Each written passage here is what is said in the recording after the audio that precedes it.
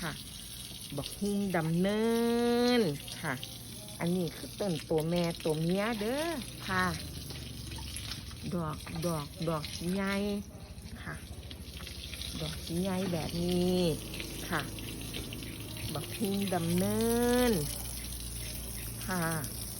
นี่คือบักฮุ่งดำเนินดอกใหญ่นี่ตัวเมียค่ะต้นตัวเมียเป็นจังซี่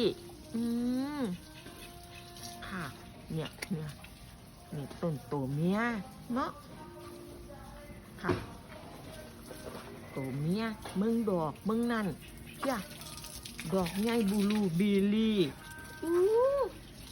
ต้นตัวเมียเป็นจังซี่ค่ะจ้ะนี่เป็นบานแล้วนี่บานจ้ะจะได้กินหน่วยแล้วที่นี่นี่ข้างเทิงนี่